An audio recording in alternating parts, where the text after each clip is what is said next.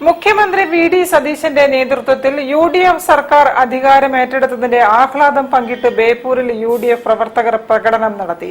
DJ സംഗീതത്തിന്റെ അകമ്പടിയോടെ പ്രവർത്തകർ ആഹ്ലാദ നൃത്തം ചെയ്തു.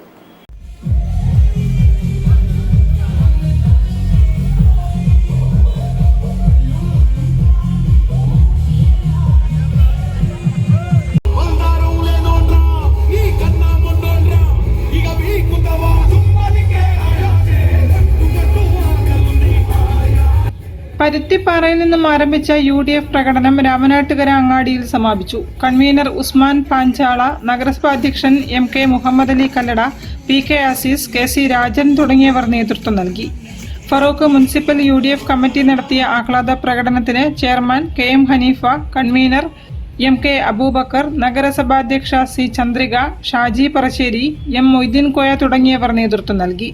നഗരത്തിൽ നിന്നും ആരംഭിച്ച പ്രകടനം 8:04 സമാപിച്ചു.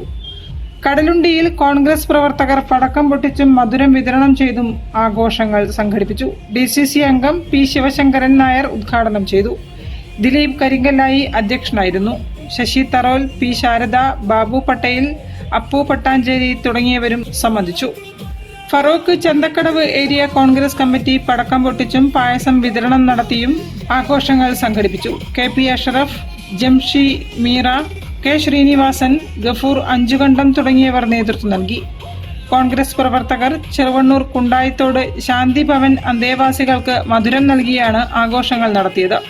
DCC ജനറൽ സെക്രട്ടറി രമേശ് നമ്പ്യത്തിന്റെ നേതൃത്വത്തിൽ നടത്തിയ പരിപാടിയിൽ B. ജയപ്രകാശൻ, C.K. മണി, P.P. കൃഷ്ണൻ എന്നിവരും പങ്കെടുത്തു.